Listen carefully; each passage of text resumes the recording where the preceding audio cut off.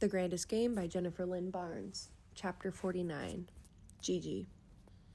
If there's someone other than the players and the game makers on this island, Gigi's mind went back to the contents of the bag she's found. The knife, she said urgently. If someone had snuck a knife onto the island, I have to tell them, Gigi blurted out. Avery, the Hawthorns. She made it 2 steps toward the emergency button before Brady caught her. She didn't realize at first why his hands were on her shoulders, why he'd stopped her. You can't tell them, Gigi. She stared at Brady. I have to... You're not telling anyone a damn thing, Pixie Dust, Knox growled. Gigi frowned. Pixie Dust? That probably wasn't the important thing here, but still. Nicknames, Knox said, sounding almost defensive. You said mine needed work. Catching himself, he scowled. And if you press that button, if you tell the game makers any of this, what do you think happens next? What happens to the second annual Grandest Game? The game was supposed to be fun. It was supposed to be mind-bending and awe-inspiring, the challenge of a lifetime. It was supposed to be safe. They wouldn't cancel it, Gigi said. Are you sure about that? Knox jerked his head toward Brady. Because his mother is the best woman I have ever known, and not all of us have trust funds to fall back on. That hurt, but it was true. Gigi looked down. I can help. I already told Brady. Shifting the sword to his left hand, Brady put his right hand under Gigi's chin and lifted her eyes to his. The way you help, he said gently, is by saying nothing. Knox is right. We can't run the risk that they'll cancel the game. If there is someone on the island who shouldn't be here, there's no way that person is coming anywhere near this house unless they want to be caught. Besides which... Brady's gaze shifted to Knox. If there is an unknown sponsor in play, that sponsor's goal is to win a bet against a bunch of other rich people with too much time and money on their hands, not to go after anyone. But the knife, Gigi said, is in your possession, Brady finished. Bringing his eyes back to hers, there was something about the way he looked at her.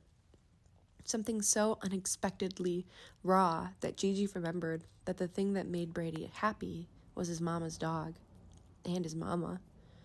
The game had to go on. In the morning, once their team had made it down to the dock and on to the next phase of the competition, Gigi would find a way to talk to Avery one-on-one.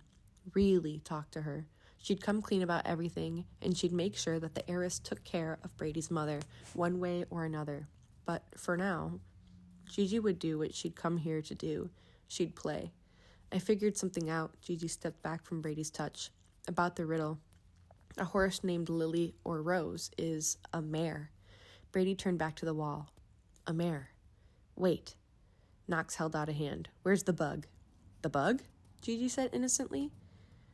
What did you do with it? Knox demanded, scanning her hands. I tucked it in my cleavage, next to my pen. Gigi shrugged. I mean, I don't really have cleavage, but it is a locationally helpful term. Knox kneaded his forehead and bared his teeth. Someone could be listening to us right now. Gigi shrugged. And yet, the bug is in my cleavage, and I'm betting neither of you is going to go after it, so there we are. Brady cocked his head to the side. Don't, Knox warned him sharply, and then he adopted what was probably thought as a very pleasant tone. Why would you want to stay bugged? He asked Gigi. Why not crush that thing and be done with it? Because Xander might need it whole to track its source.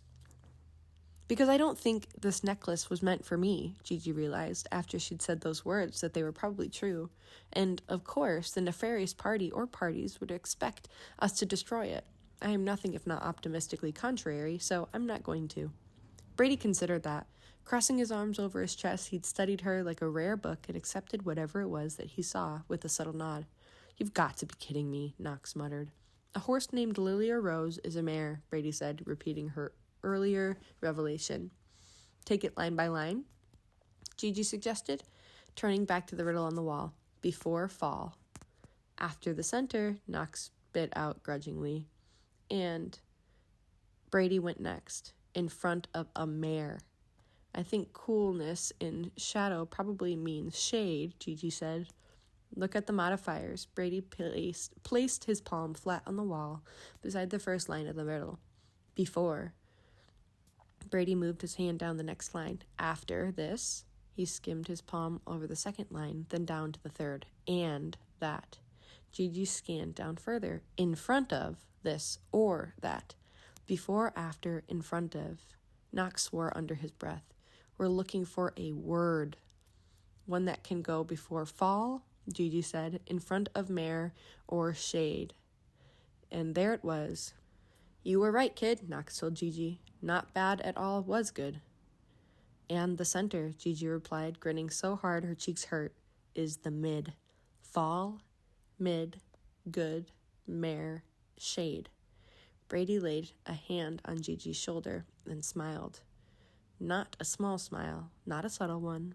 A something to behold, earth-shattering, hope you don't ever want to breathe again kind of smile. You're the one who unlocked this, Brady said. You make the call. A rush of energy coursed through Gigi's body like a tidal wave, or a dozen of them. Maybe it was solving the riddle. Maybe it was that smile. Either way, she practically tap-danced her way to the phone booth. Behind her, she heard Knox, his voice low. What the hell are you doing, Daniels? Brady replied. Brady's reply wasn't nearly so quiet. Being human. You should try it. Gigi picked up the payphone. The answer is night. That's the end of chapter 49.